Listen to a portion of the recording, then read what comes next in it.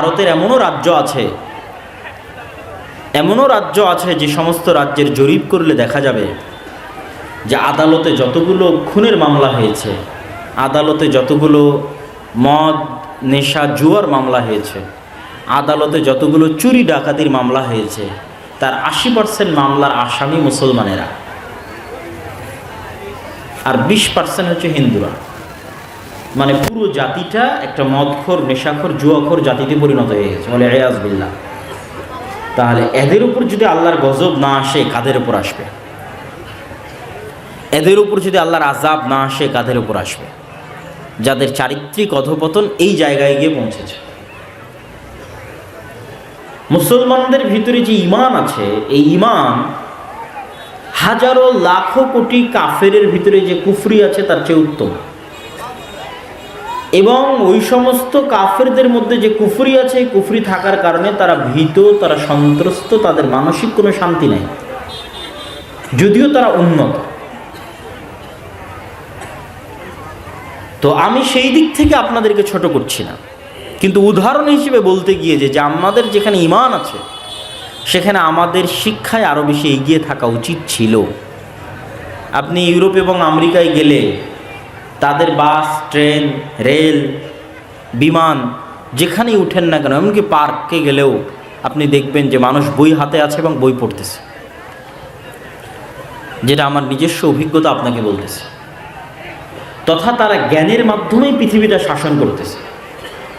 আমার কখনো এটা মনে হয়নি যে আল্লাহ সুবহানাহু ওয়া তাআলা তাদেরকে দয়া করে পৃথিবী শাসনের সুযোগ দিয়েছে। না, আল্লাহ আমাদের অযোগ্যতার কারণে তাদেরকে পৃথিবী শাসনের সুযোগ দিয়েছে। আমাদের অযোগ্যতা এবং আমাদের আল্লাহর নেয়ামতের নাশুকরি এবং তাদের চেষ্টা এবং পরিশ্রম তাদের উপর দয়া এবং রহমত হিসেবে নয়, আমাদের জন্য পরীক্ষা এবং শাস্তি হিসেবে। কেননা তারা পড়ে, তারা জ্ঞান অর্জন করে। একটা মুসলমানও যে পড়ে না, জ্ঞান অর্জন করে না। শিক্ষা দীক্ষায় তারা পিছিয়ে, 100 বছর 500 বছর পিছিয়ে। এবং আপনি বিশেষ করে ইহুদি পল্লীগুলোতে যদি যান তাহলে দেখবেন, আশ্চর্য হবেন যে ইহুদি পল্লীগুলোতে তারা পৃথিবীর মানুষকে যা শিখিয়েছে তার ব্যতিক্রম কার্যক্রম তারা করে। তারা পৃথিবীর মানুষকে শিখিয়েছে তোমরা ছেলে মেয়ে নাও, একটা অথবা দুইটা, এবং এটার পিছনে তারা কোটি কোটি টাকা ব্যয় করছে সারা পৃথিবীতে এই প্রজেক্টের পিছনে। কিন্তু কোনো ইহুদি ফ্যামিলির সন্তান 6টা 7টার নিচে নাই। আপনি আজকে আমার কথা শুনে গিয়ে পরীক্ষা করবেন যেমন কোনো ইহুদি ফ্যামিলি আছে কিনা যার সন্তান সন্ততি 6টা 7টার নিচে। এটা তারা প্রমোট করে তাদের মধ্যে যে সন্তান বেশি নিতে হবে, আর পৃথিবীবাসীকে প্রমোট করে কোটি কোটি টাকা খরচ করে যে তোমরা সন্তান কম নাও। পৃথিবীবাসীকে ব্যস্ত রাখে যে তোমরা free fire, PUBG, video game, মদ, জুয়া, ক্রিকেট, ফুটবল, বিশ্বকাপ এগুলো নিয়ে ব্যস্ত থাকো। কয়টা বিশ্বকাপের আয়োজন ইসরায়েল করেছে আমাকে দেখান, যে কয়টা বিশ্বকাপের আয়োজন করেছে ইসরায়েল। আর আরব বিশ্বের দেশগুলো কয়টা বিশ্বকাপের আয়োজন করতেছে। তো এইটা তারা এইভাবে পৃথিবীতে হাইপ তৈরি করে, তারাই তাদের মিডিয়া দিয়ে। এটাই সফলতা। এই সমস্ত জুয়া, মদ, নেশা, গান বাজনা, বাদ্যযন্ত্র, এটাই সফলতা। আর তারা তাদের ভিতরে জ্ঞান, বিজ্ঞান, শিক্ষা এবং পড়াশোনা নিয়ে ব্যস্ত। তারা তাদের সন্তান সন্ততিদের নিয়ে পড়াশোনা, শিক্ষা এবং জ্ঞান নিয়ে ব্যস্ত, জন্মের পর থেকে, এমনকি পেটে থাকার পর থেকে। এই জন্য আমি বলেছি যে তাদের উপর আল্লাহ দয়া করে দিয়েছে এ কথা না, আমাদের অযোগ্যতার কারণে, আমাদের গুনাহের কারণে শাস্তি এবং পরীক্ষা হিসেবে আল্লাহ তাদের উপর আমাদের শাসক বানিয়ে দিয়েছে। নাহলে কখনোই তাদের শাসক হওয়ার কথা নয়, যেখানে আমাদের কাছে ঈমান আছে। সম্মানিত উপস্থিতি, এরকম আরও শত শত উদাহরণ আপনাদের সামনে পেশ করতে পারবো। এবার চলে আসি আমাদের মসজিদ। এটা গেল গোটা বিশ্বের মুসলমানদের অবস্থা। এবার আসেন মসজিদে। মসজিদের কমিটির কাছে যদি 10 টাকা থাকে, মসজিদ কমিটি ওই 10টা টাকার 5টা টাকা যে শিক্ষার জন্য ব্যয় করতে হবে এটা তার মাথাতেই নাই। 10 টাকা থাকলে আরও 5 টাকা বেশি করে আগে এসি কিনবে, টাইলস কিনবে, তারপরে হচ্ছে ফ্যান কিনবে, লাইট কিনবে, ছাদ ঢালাই দিবে, এগুলো নিয়ে ব্যস্ত। অথচ আপনি এখন আজকে যদি আপনি এই সমস্ত মসজিদের দায়িত্ব 5 জন ইউরোপিয়ান, 5 জন আমেরিকান অথবা 5 জন ইহুদিকে দিয়ে দেন, আপনাদের যারা আজকে এখানে যতজন মানুষ উপস্থিত হয়েছেন, যাদের কোনো না কোনো মসজিদের সাথে সম্পর্ক আছে, যত মানুষ স্টেজে আছেন, মাদ্রাসার শিক্ষক আছেন, বিভিন্ন মসজিদে ইমামতি করেন, পাশে মুরব্বীরা আছেন, যারা যেখানে বিভিন্ন মসজিদের সাথে সম্পৃক্ত আছেন, তাদের উদ্দেশ্য করে বলছি, আজকে এখন যদি আপনাদের মসজিদগুলোতে আমি কমিটি করে দিই 5 জন আমেরিকান, 5 জন ইউরোপিয়ান বা 5 জন ইহুদি, তাহলে ওরা আগে এসে দেখবে মসজিদের ফান্ডে কয় টাকা আছে, তো মসজিদের ফান্ডে 1 টাকা আছে, তো 8 আনা শিক্ষার জন্য ব্যয় করো। কথা কি আমার বুঝতে পেরেছেন? ওরা যদি এসে দেখে মসজিদের ফান্ডে 8 আনা আছে, তাহলে বলবে 4 আনা শিক্ষার জন্য ব্যয় করো। এইভাবে ওরা পৃথিবীটা পরিচালনা করছে। আমার সরকারের কাছে যদি 100 টাকা থাকে, আগে বলবে রাস্তা বানাও, ব্রিজ বানাও, কালভার্ট বানাও, বিশ্ববিদ্যালয়, স্কুল, কলেজ, সিলেবাস, জ্ঞান গবেষণা, ওগুলো পদ্মা নদীতে ভাসিয়ে দাও, সব লেবার হবে। কথা বুঝতে পারেননি? তো একই অবস্থা আরব বিশ্বের দেশগুলো। তুমি বিশাল বুর্জ খলিফা বানিয়েছো, তো বুর্জ খলিফা বানানোর ইঞ্জিনিয়ার তোমার দেশে জন্ম দিতে পেরেছো? না চাইনিজ, আমেরিকান আর ইউরোপিয়ান কোম্পানি দিয়ে বুর্জ খলিফা বানিয়েছো? বলো। শুধু টাকা থাকলেই স্থায়ী শাসন ক্ষমতা অর্জন করা যায় না, এগুলো অস্থায়ী। তখনই তুমি স্থায়ী শাসন ক্ষমতা অর্জন করবা যখন জ্ঞানের সামনে এগিয়ে থাকবে। তাহলে আপনাদের কাছেও যখন 10 টাকা আসতেছে, আপনি 10 টাকার পুরোটাই, আরও পারলে উন্নয়ন মানে কি, আপনি এসি লাগাবেন, টাইলস লাগাবেন, দিয়ে মসজিদ স্বর্ণ দিয়ে বানিয়ে দেবেন। আমার একটা প্রশ্নের উত্তর দেন যে ওই মসজিদ স্বর্ণ দিয়ে বানিয়ে কি করবেন, যেই মসজিদের আশেপাশের মানুষজন, যুবক, তরুণ, তরুণী, মদখোর, নেশাখোর, জুয়াখোরে পরিপূর্ণ হয়ে গেছে, কি করবেন স্বর্ণ দিয়ে বানিয়ে?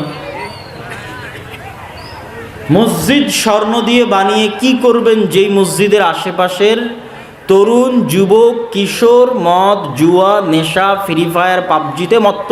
ওই মসজিদ স্বর্ণ দিয়ে বানিয়ে আপনি করবেন কি? আমাকে উত্তর দেন।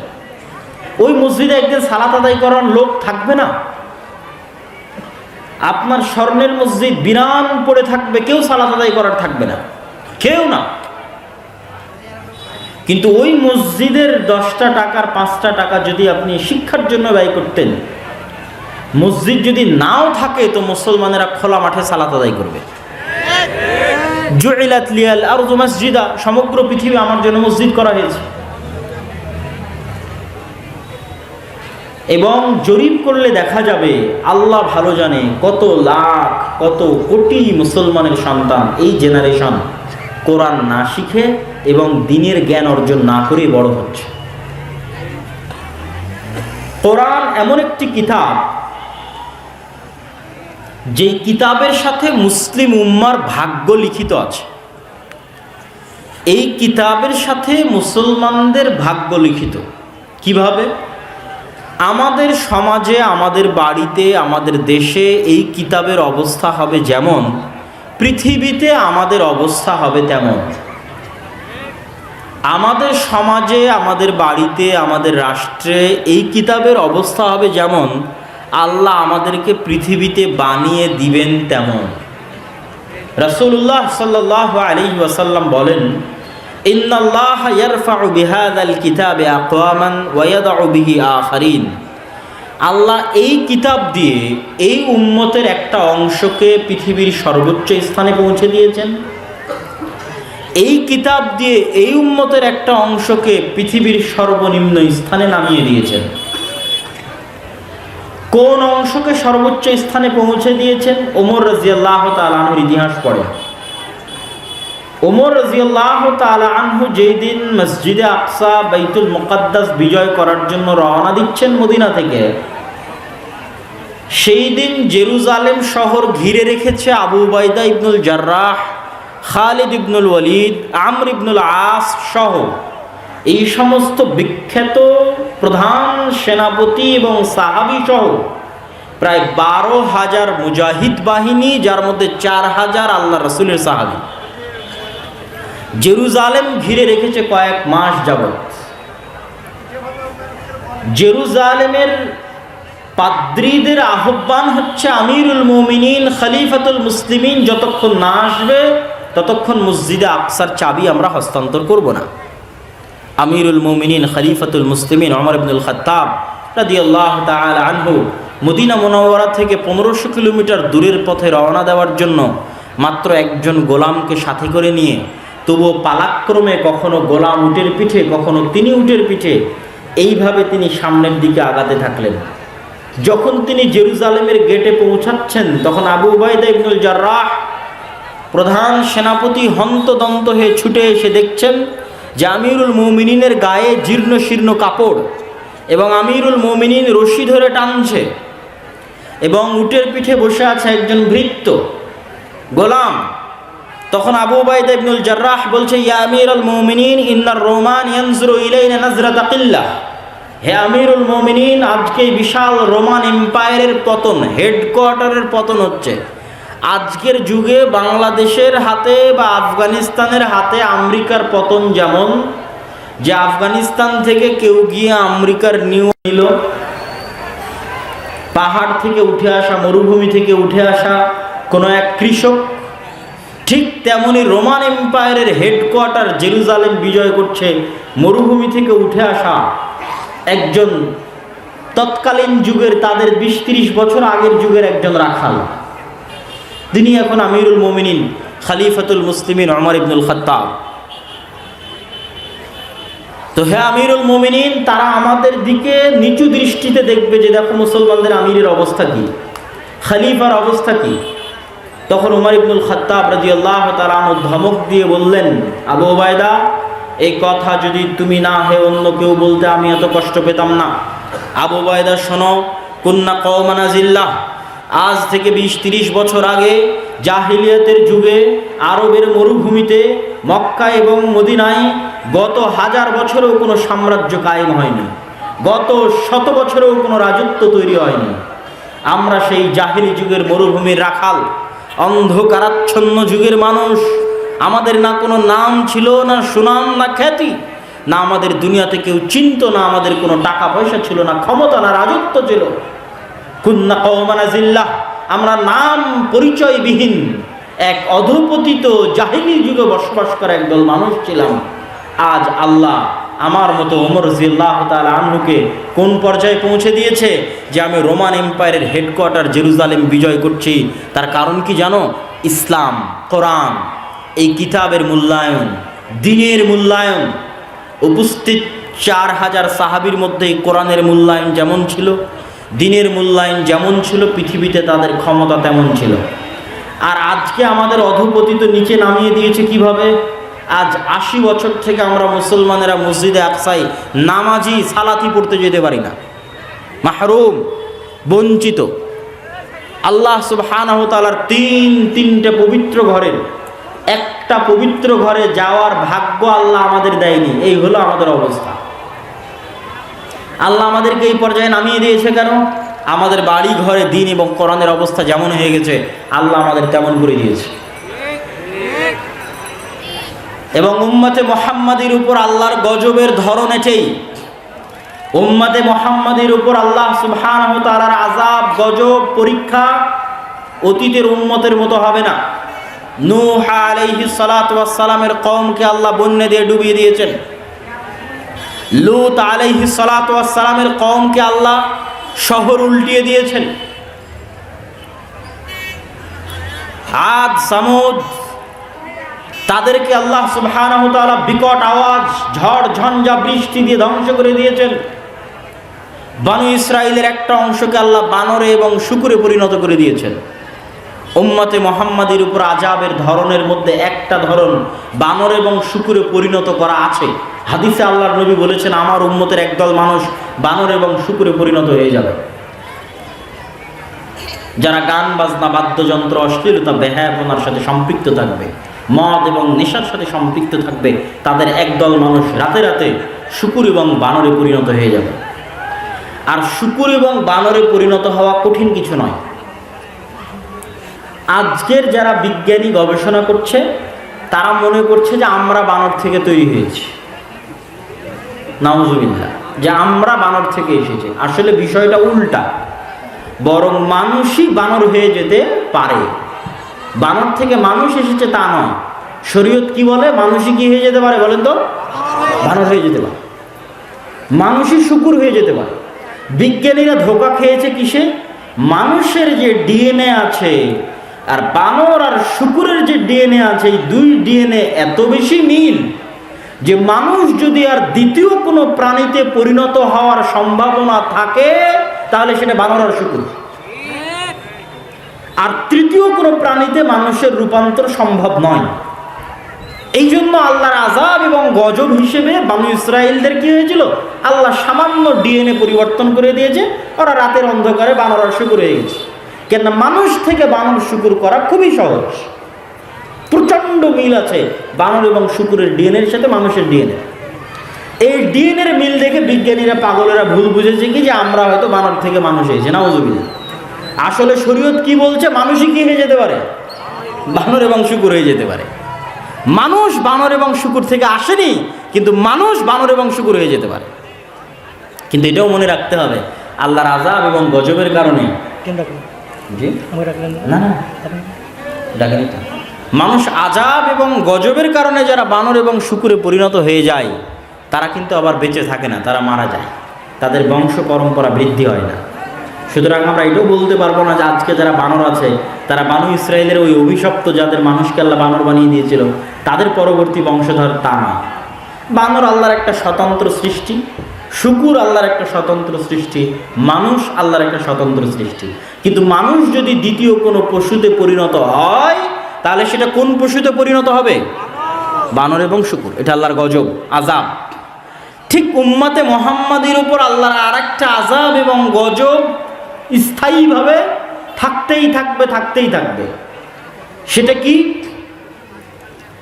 সেটা হচ্ছে উম্মতে মুহাম্মাদির উপর বিধর্মীদের চাপিয়ে দেওয়া। উম্মতে মুহাম্মাদি যদি আপনারা আজকে কাহারোল উপজেলার মানুষ যারা আজকে এখানে একত্রিত হয়েছেন, ইসআল নাফসাকুম ইসআলু আনফুসাকুম, আপনাদের নিজেদের জিজ্ঞেস করেন যে আপনি সর্বশেষ কতদিন কোরআন পড়েননি। আপনারা নিজেদের জিজ্ঞেস করেন আপনাদের বাড়িতে সর্বশেষ কতদিন কোরআন পড়া হয়নি। উপস্থিত মা এবং বোনেরা নিজেদের জিজ্ঞেস করেন আপনাদের বাড়িতে কতদিন যাবৎ কোরআন বুঝা, কোরআন তেলাওয়াত, কোরআন অনুধাবন হয় না। তাহলে এবার গোটা কাহারোল উপজেলা, গোটা দিনাজপুর জেলা, গোটা রংপুর বিভাগের মানুষজন যদি নিজেদের মাপে যে তাদের বাড়িতে তাদের জীবনে তারা মাসকে মাস, বছরকে বছর থেকে না কোরআন পড়ে না বোঝার চেষ্টা করে, তাহলে তাদের উপর তো আল্লাহর আযাব আসা উচিত। কেন? আল্লাহ বলেছে এই কিতাব এই উম্মতের একটা অংশকে উপরে উঠিয়ে দিবে আর একটাকে নিচে নামিয়ে দিবে। তো যেটাকে নিচে নামিয়ে দেবে ওদের আযাবটা কি? তো আপনি যদি মনে করেন যে কাহারুলের কেউ আজকে যদি কোরআন না পড়ে তাহলে আল্লাহ কাহারুলকে ভূমিকম্পতে ধ্বংস করে দিবে, জি না। আপনি যদি মনে করেন আজকে দিনাজপুরের কোনো মানুষ কোরআন না বুঝে, কোরআন না শিখে, তাহলে দিনাজপুরকে আল্লাহ বন্যা দিয়ে ডুবিয়ে দিবে, জি না। এটা উম্মতে মুহাম্মাদির উপর আল্লাহর সামগ্রিক আযাব এবং গজবের ধরন নয়। আজ যদি দিনাজপুরের মানুষের বাড়িতে, ঘরে, সমাজে, রাষ্ট্রে কোরআনের কোনো মান, সম্মান, ইজ্জত, মূল্যায়ন না থাকে, কেউ না পড়ে না বুঝে, তাহলে এই দিনাজপুর এবং কাহারুলের মানুষকে আল্লাহ আযাব দিবে কিভাবে? এদের ওপর আল্লাহ বিধর্মীদের চাপিয়ে দিবে। ধরেন আপনার দিনাজপুরের ওপর আল্লাহ হিন্দুদের চাপিয়ে দিল, দিয়ে কী হবে? একদিনে, এখন এই মুহূর্তে এখানে উপস্থিত সব মানুষকে যদি এখন বম মেরে হত্যা করে দেওয়া হয়, আল্লাহর কসম পৃথিবীতে কেউ জিজ্ঞেস করেনই থাকবে না যে কাহারুলে এরকম 5,000 মানুষ এক জায়গায় জমা হয়েছিল, সবকে বম দিয়ে উড়িয়ে দেওয়া হয়েছে, জিজ্ঞেস করার থাকবে না। এই আপনার মূল্য হচ্ছে এই, এটা আল্লাহ বানিয়ে দিবে। কেন? আপনার ঘরে, আপনার বাড়িতে কোরআন এরকম হয়ে গেছে।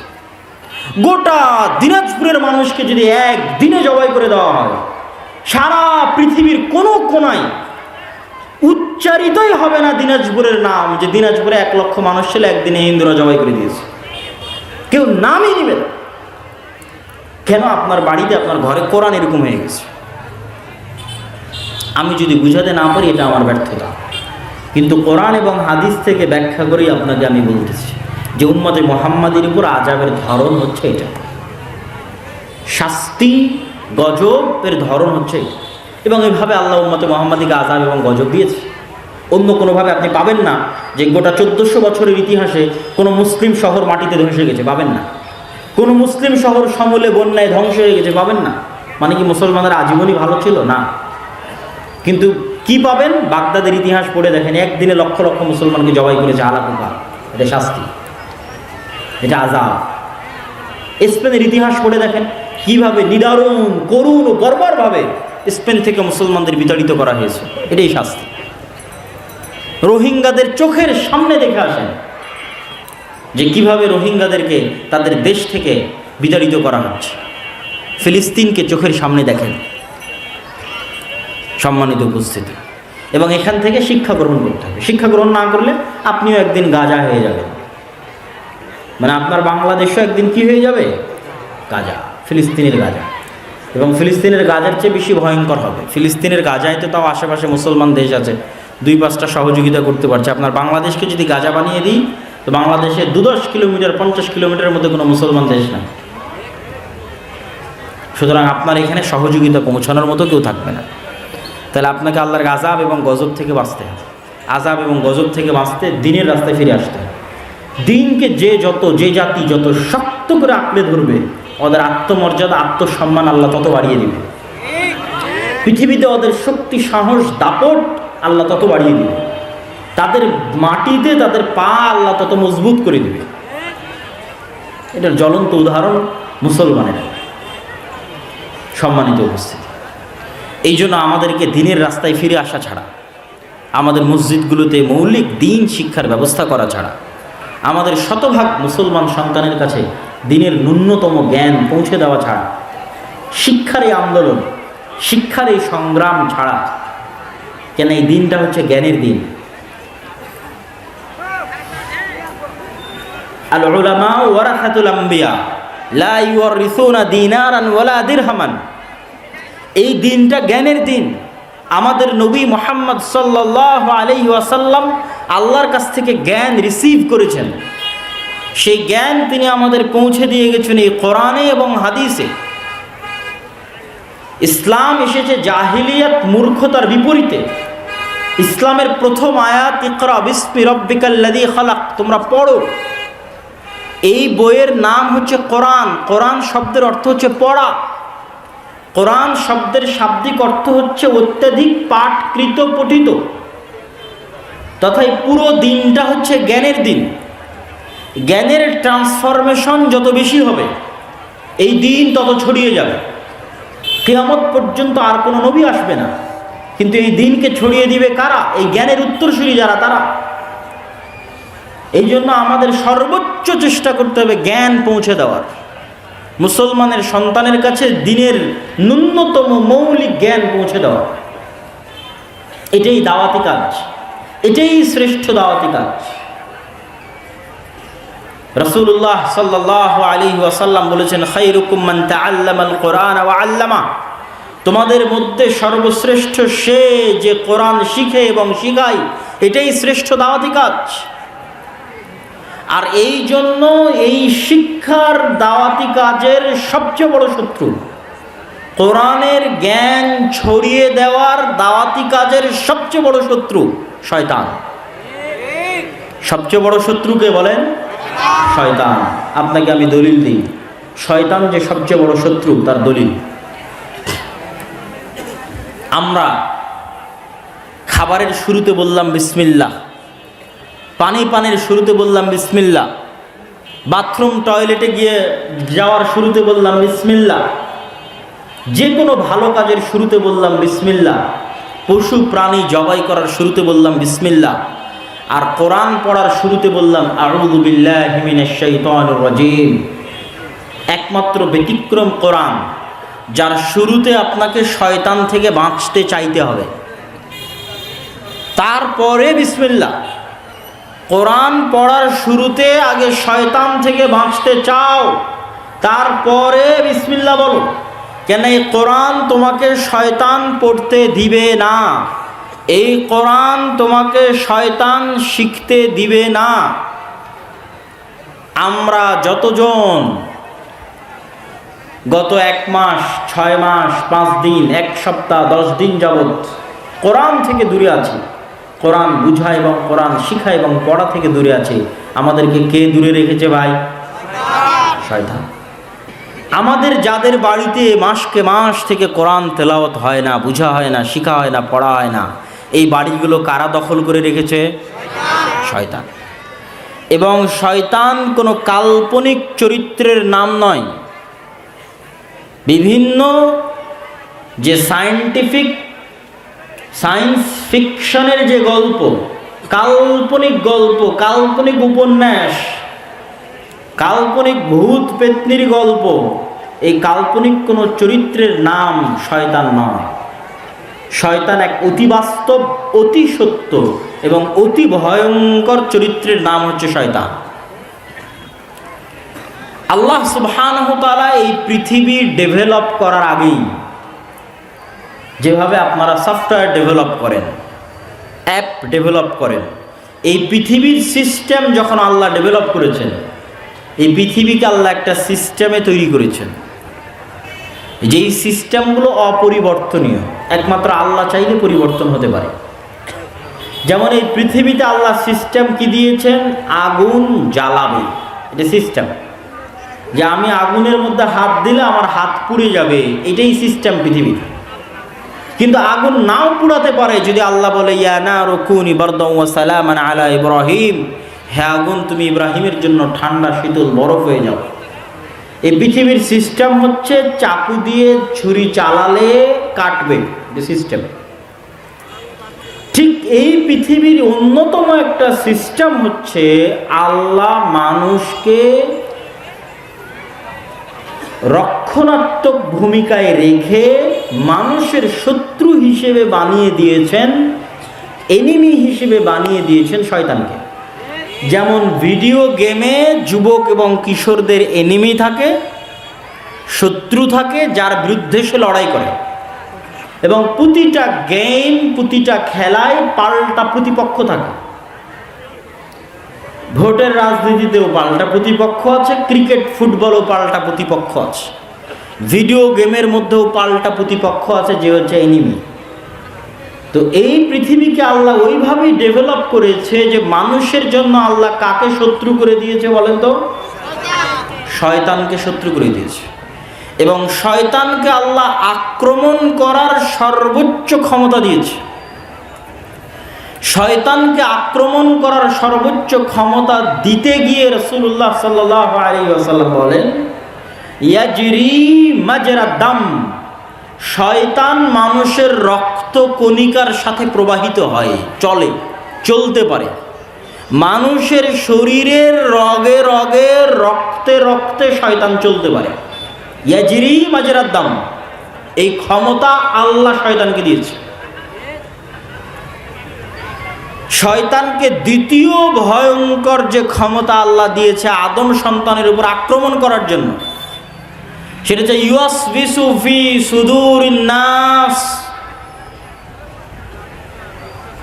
আজকের পৃথিবীতে এমন কোনো টেকনোলজি আবিষ্কার হয়নি যে আমি এখানে মোবাইলে বাটন চাপলে আপনাদের সবার অন্তরে মেসেজ চলে যাবে।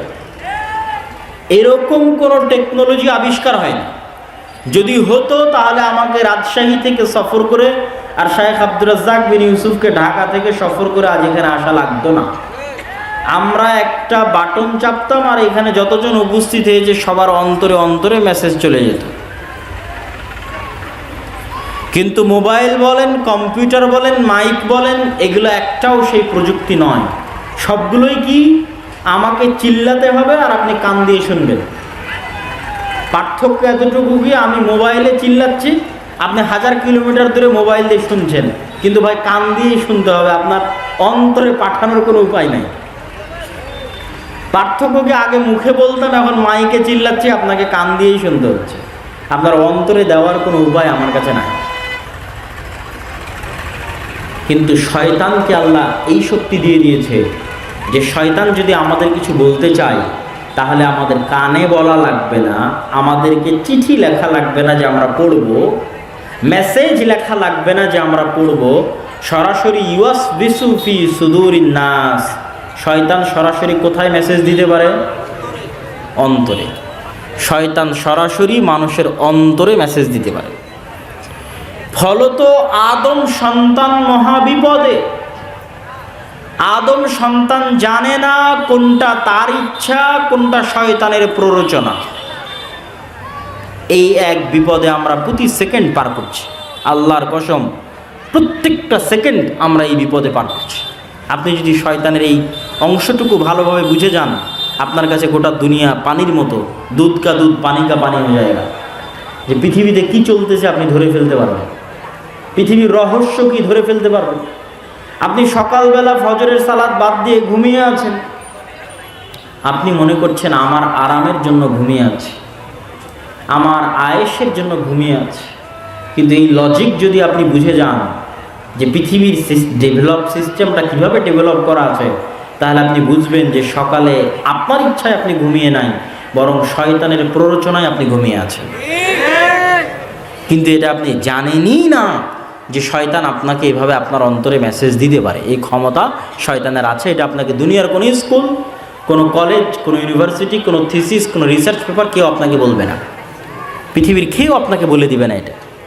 পৃথিবীর যেখানে যাবেন সবাই বলবে তোমার মন মতো চলো, মনের কথা শোনো, সবাই বলবে। কেউ বলবে না যে তোমার অন্তরে শয়তান নামে একটা চরিত্র আছে, যার প্রভাব আছে, অতএব সাবধান। এ কথা কেউ বলবে না। কেন বলবে না ভাই? আজকে আমরা এই মুহূর্তে যে আলোচনাটা করতেছি শয়তান, এই আলোচনা, এই টপিক, এই বিষয় দুনিয়ার কোনো স্কুল, কলেজ, ইউনিভার্সিটি আপনাদের শেখাবে না। কোনো রিসার্চ পেপার, কোনো পিএইচডি, কোনো থিসিস কোথাও পাবেন না। কিন্তু আজকে যদি একবার ভালো করে বুঝে যান, তাহলে এই পৃথিবীর সকল রহস্য আপনার কাছে ফাঁস হয়ে যাবে। তাহলে কি বলছিলাম, সকালবেলা আপনি ঘুমিয়ে আছেন, বলেন তো আপনার ইচ্ছায় না শয়তানের প্ররোচনায়? শয়তানের প্ররোচনা।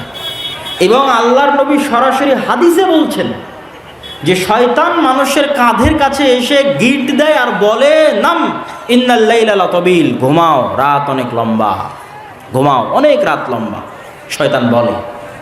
তথা শয়তান আপনার অন্তরে ওয়াসওয়াসাটা দেয়। তো আমরা যতজন সালাত ছেড়ে দিচ্ছি, গান শুনছি, জুয়া খেলছি, বিড়ি সিগারেট খাচ্ছি, নেশা করছি, হারাম ইনকামের সাথে জড়িত আছি, সবাই আজকে একটা জিনিস ক্লিয়ার বুঝে যান যে আপনি সুদের টাকায় যদি লোন নিয়ে থাকেন, এই লোন আপনার ইচ্ছায় আপনি নেননি, শয়তান আপনাকে প্ররোচনা দিয়ে নেওয়াইছে। ক্লিয়ার বুঝে যান।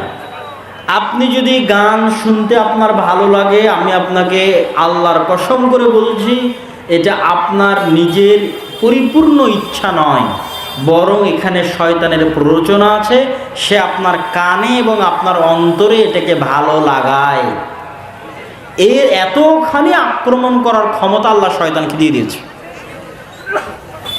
এরকম প্রত্যেকটা হারাম কাজকে শয়তান আমাদের সামনে ভালো করে পেশ করে। যুয়্যিনা লাহুম মা কানু ইয়ামালুন। মানুষ যত অন্যায় কাজ করে, প্রত্যেকটা অন্যায় কাজকে কেমনে সুন্দর করে পেশ করা যায় মানুষের অন্তরের সামনে, এই কৌশল, এই কারিশমা, এই ব্রেন, এই বুদ্ধি আল্লাহ শয়তানকে দিয়ে দিয়েছে। তাহলে আদম সন্তান বাঁচবে কেমন? এত বড় আক্রমণ করার ক্ষমতা যদি আল্লাহ শয়তানকে দিয়ে দেয়, তাহলে পৃথিবীতে ভারসাম্য রক্ষা হবে কেমনে? আমরা যে গেম খেলবো, যে গেম খেলার জন্য আল্লাহ আমাদের পৃথিবীতে পাঠিয়েছে, আমরা যে একটা সফটওয়্যারের মধ্যে আছি, এই পৃথিবীর সফটওয়্যারের মধ্যে, যেখানে আল্লাহ সিস্টেমকে এভাবে ডেভেলপ করে দিয়েছে, তা আমরা জিতবো কেমনে ভাই? শয়তানের বিরুদ্ধে জিতবো কেমনে? শয়তান তো আমাদের অদৃশ্য এনিমি। তার জন্য আল্লাহ সুবহানাহু ওয়া তাআলা কোরআন মাজিদে দুটো কথা বলেছেন। এক, ফাইম্মা ইয়াতিয়ান্নাকুম মিন্নি হুদান ফামান তাবিআ হুদায়া ফালা খাউফুন আলাইহিম ওয়ালা হুম ইয়াহজানুন। আমার পক্ষ থেকে তোমাদের নিকটে আসবে হেদায়াত, তোমরা যদি এই হেদায়াতের অনুসরণ করো, একদম যেখানে আদম আলাইহিস সালাতু ওয়াস সালামের ঘটনা আল্লাহ বলেছে, সেখানে আল্লাহ সুবহানাহু ওয়া তাআলা বলছে কুলনাহবিতু মিনহা জামিআ, যে জান্নাত এবং আসমান সব জায়গা থেকে আল্লাহ নামিয়ে দিলেন। জান্নাত থেকে আদমকে নামিয়ে দিলেন, আসমান থেকে ইবলিসকে নামিয়ে দিলেন। নামিয়ে দেওয়ার পর আল্লাহ তাদের পরস্পরকে কি করে দিলেন? শত্রু করে দিলেন। ওখানে আল্লাহ বলছে ওয়াকুলনাহ বিতু বা'দুকুম লিবা'দিন আদু, তোমরা নেমে যাও, তোমরা পরস্পরের শত্রু। এখান থেকে গেম শুরু, প্রতিযোগিতা শুরু, কিয়ামত পর্যন্ত এই প্রতিযোগিতা চলবে। আল্লাহ কোরআনে বলে এই সিস্টেম যে পৃথিবী আল্লাহ এইভাবে ডেভেলপ করেছে, এটা আল্লাহ কোরআনে বলে দিয়েছে স্পষ্ট করে যে আমার পৃথিবী এভাবে ডেভেলপ করা আছে যে শয়তান তোমার শত্রু এবং তাকে আমি এই ক্ষমতা দিয়েছি। এখন তুমি বাঁচবা কিভাবে? ফাইম্মা ইয়াতিয়ান্নাকুম মিন্নি হুদান ফামান তাবিআ হুদায়া ফালা খাউফুন আলাইহিম ওয়ালা হুম ইয়াহজানুন। তোমাদেরকে বাঁচানোর জন্য আমি যুগে যুগে নবী পাঠাবো, রাসূল পাঠাবো, আর নবী আর রাসূলের সাথে আমার কিতাব পাঠাবো। প্রত্যেক যুগে যারা আমার পাঠানো নবী রাসূল এবং কিতাবের কথা মেনে নেবে তাদের কোনো ভয় নাই, কোনো দুশ্চিন্তা নাই, শয়তান তাদের কোনো ক্ষতি করতে পারবে না। বলেন আল্লাহু আকবার।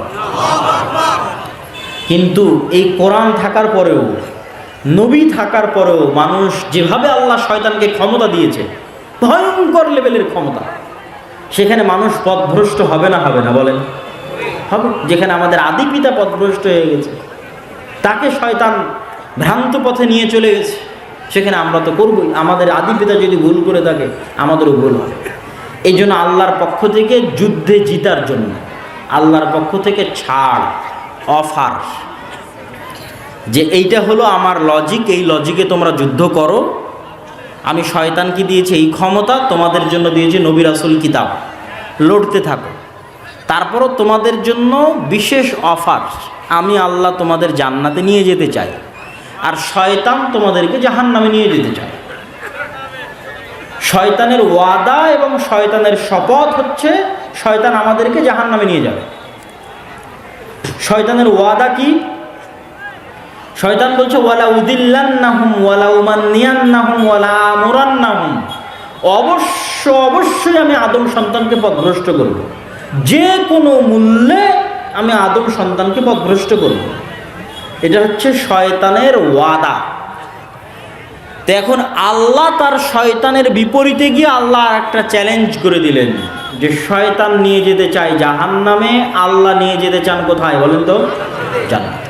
এই জন্য আল্লাহর পক্ষ থেকে অফার মানুষের জন্য, পৃথিবীর সকল মানুষের জন্য, যে শয়তান রাত দিন 24 ঘন্টা পরিশ্রম করে তোমাদেরকে দিয়ে যা গুনাহ করাবে এবং করিয়েছে, এখন পর্যন্ত করিয়েছে, তোমার মরা পর্যন্ত করাবে। আমার কিতাব থাকার পরেও, আমার রাসূল থাকার পরেও, রাসূলের হাদিস থাকার পরেও তোমাদেরকে দিয়ে 24 ঘন্টা পরিশ্রম করে যা গুনাহ করাবে, সকাল থেকে সন্ধ্যা পর্যন্ত, জন্ম থেকে মৃত্যু পর্যন্ত, তোমরা যদি আমার নিকটে একবার ক্ষমা চাও, আমি আল্লাহ শয়তানের সকল পরিশ্রম বাতিল করে দিয়ে তোমাদেরকে ক্ষমা করে দেব। এটাই হলো আল্লাহর পক্ষ থেকে অফার। ক্ষমার রাস্তা উন্মুক্ত। শয়তান চেষ্টা করবে মাথার ঘাম পায়ে ফেলে আপনাকে জাহান্নামে নিয়ে যাওয়ার জন্য, ভুল হবে, কিন্তু আপনার জান্নাতে যাওয়ার সহজ রাস্তা কি? ক্ষমা, তওবা, সাধ্য অনুযায়ী কোরআন এবং হাদিস মেনে চলা, আর আল্লাহর কাছে তওবা ইস্তেগফার করতে থাকা। কেননা শয়তানের সাথে আপনি যুদ্ধে পরিপূর্ণ জিততে পারবেন। আল্লাহ দয়া করে আমাদের জন্য এই ছাড় দিয়ে রেখেছে, শয়তান তোমাদের ভুল করাবে, তোমরা ক্ষমা চাও, আমার ক্ষমার দরজা কিয়ামত পর্যন্ত, তোমাদের শ্বাস তোমাদের কণ্ঠনালীতে আসার আগ পর্যন্ত তোমাদের জন্য ক্ষমার দরজা উন্মুক্ত।